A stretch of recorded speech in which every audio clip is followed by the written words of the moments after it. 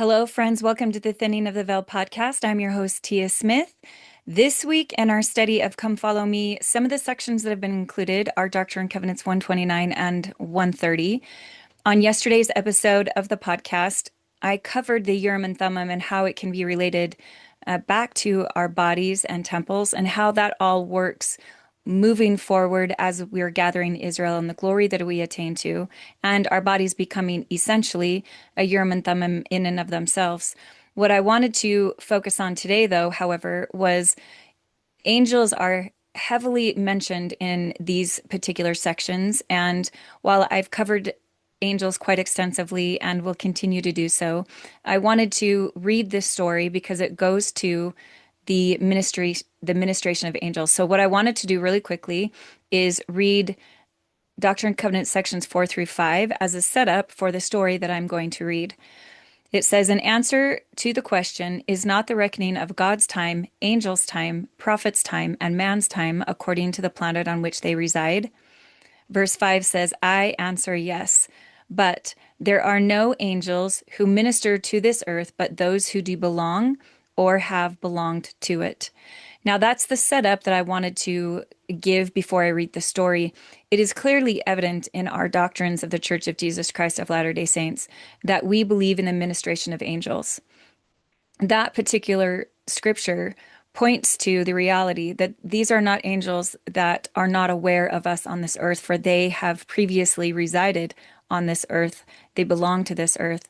And most especially as we've studied this doctrine of visitations from the other side, from angelic ministrations, most often it is our family members who come to either rescue us, to give us encouragement, peace. We can also seek for revelation on their behalf. So it kind of goes both ways from the veil.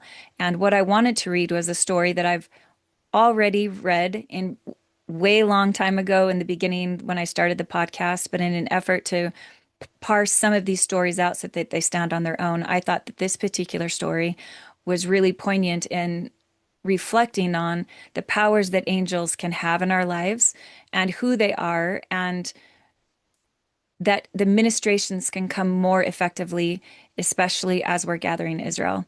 So I'm going to read this particular story. I have permission to read it, and it is a story about a dear sister named Connie Measom who lived in Indianola. So I'm going to read it straight word for word, what she wrote about her experience. On June 23rd, 2012, a wildfire broke out in rural Sanpete County, Utah. The Wood Hollow Fire, as it was called, will go down in history as one of Utah's most frightening wildfires. Fueled by erratic winds, it spread like napalm, destroying 108 structures, including 52 homes, and claiming the life of one. What follows is a personal account of Connie Measom, a resident of the area.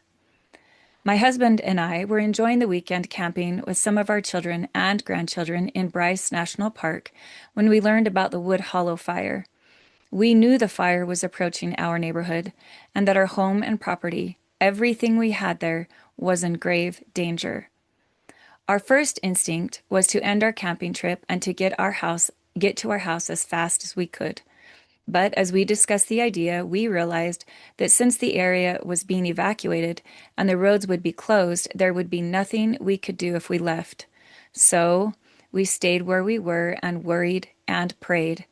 We drew comfort from our young grandchildren, who with great faith and love pled earnestly with their Heavenly Father, asking that Grandma and Grandpa's house would not burn down. I prayed along with them in my heart. Our home in Indianola is very special to me, not only because it is a beautiful house in a beautiful setting, but because it was built entirely by my husband, a son-in-law, and a grandson. A great deal of sweat and love went into that house. We called one of our daughters at her home and asked her to drive to Indianola. Firefighters there allowed her to go into our house briefly to gather what she could. In the few minutes she had, she grabbed our computer and armful of pictures and scrapbooks and some of our important medications, wishing she could do more. As she was escorted out by the firefighter, she could see the fire descending over the mountains, heading directly toward our home.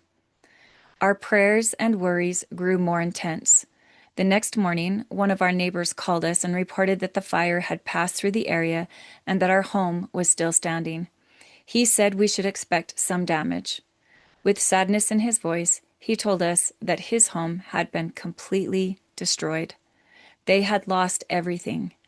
Later that day, two of our daughters drove to Indianola, entering through a back road that had not been closed. As they drove toward our house, they saw the total devastation surrounding the area. The ground was black. All the trees and plants were gone. Many beautiful homes and vacation sites had burned to the ground. They approached our home with growing apprehension and worry. When our daughter called us to report what they had seen, she said, "Mom, it's a miracle. I can't see one bit of damage to the home or garage. It looks like somebody put a circle around your yard and said to the fire, 'Don't burn in here.'" Everything outside this circle was devastatingly burned. The fire came within a few feet of our trailers and other equipment, burning the surrounding area but leaving our equipment completely undamaged. My daughter took pictures of our home and the area around it.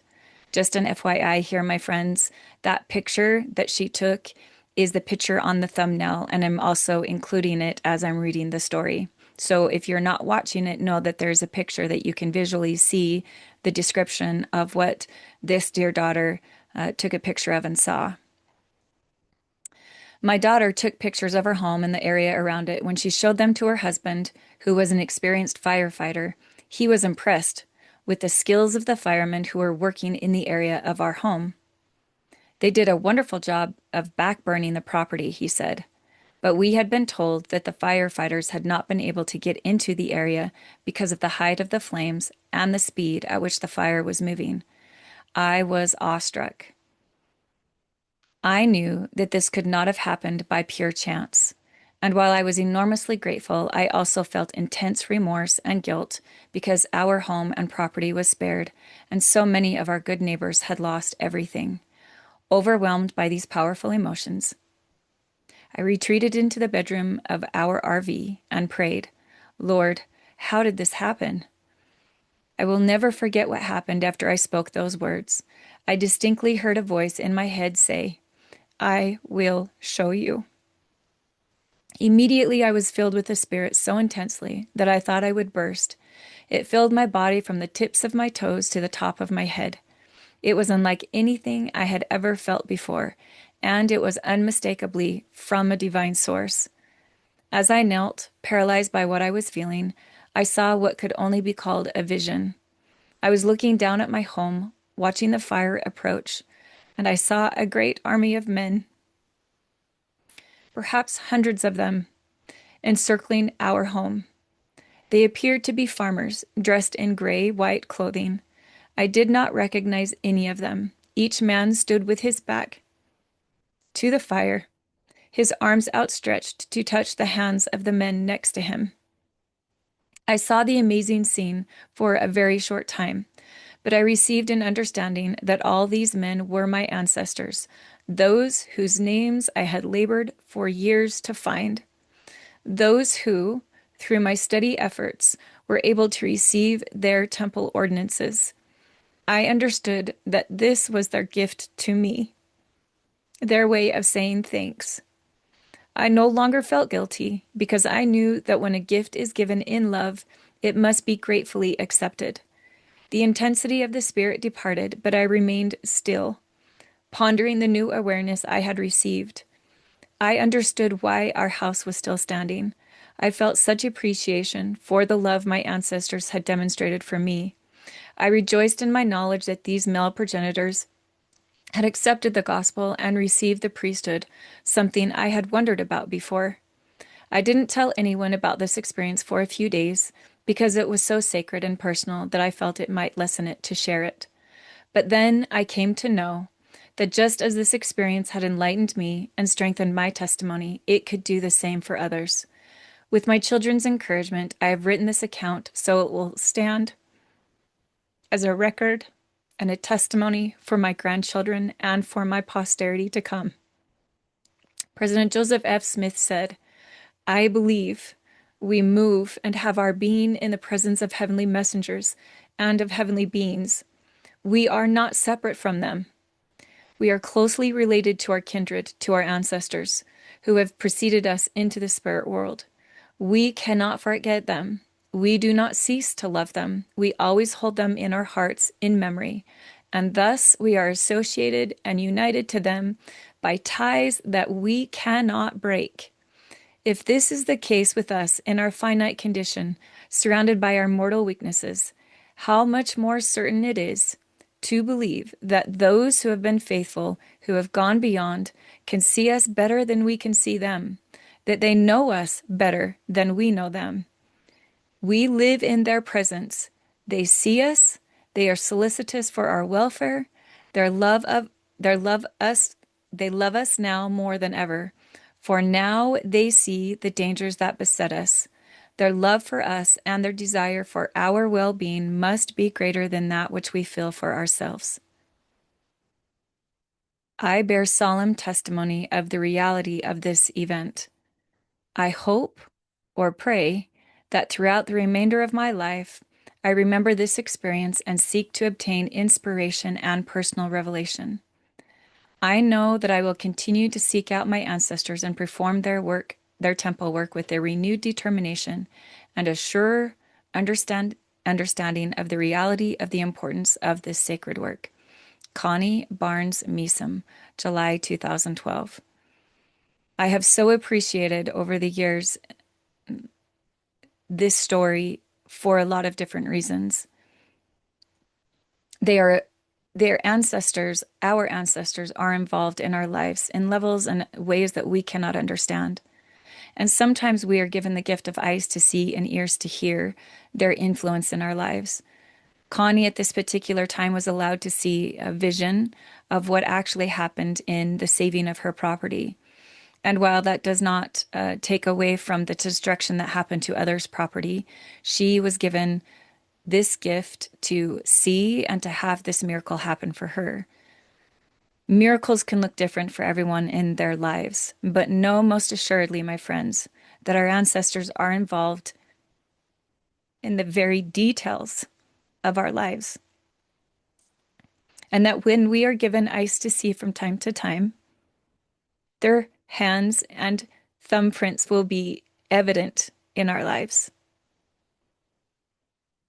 May we really pray for eyes to see and ears to hear, to have the spirit of discernment, that we can see them more often, that we can see the ministrations more focused in our lives than we ever have before. But the reality does exist that they are involved. And as we do temple work for more and more and more ancestors, the amount of angelic ministrations increases exponentially. And I don't know about you, but I could sure use all the help that I could get living in these latter days, trying to be a disciple of Jesus Christ. So I add my testimony to Connie's, that ancestors are involved, that they love you, that they are solicitous for your welfare, as quoted by President Smith, and that we will have the help we need to get through these great trying times in the latter days. For it is the promise in Doctrine and Covenants, it is the promise from prophets past and present, and will continue to be so. Please join me tomorrow on the Gathering Academy with Colette. She is going to teach us how to use AI to help us in our ancestral research. This was a miracle, one of the miracles that has been restored, maybe not restored, one of the miracles that have been given to us, that we can move this work forward at a greater and grander pace. And then Friday, I will read a talk, an article written by a professor at BYU about our temples and our bodies and how that corresponds. Next week, I'm not quite sure what's going to happen. I've let you know the situation and circumstances that we currently find ourselves in our house. And I may not even put out an episode because we are doing the physical labor, all of it. And I'm not quite sure I can actually do both without sacrificing my health, which is always on the forefront of my mind. So who knows what happened next week? You'll just have to be patient. But this week, thanks for joining me. And then we have a cool guest coming on the week of Thanksgiving. So I'll talk to you soon, my friends. I hope you're having a great week, and I hope you can feel those ancestors that love you deeply around you, even if it's just in glimpses. We'll see ya. Bye.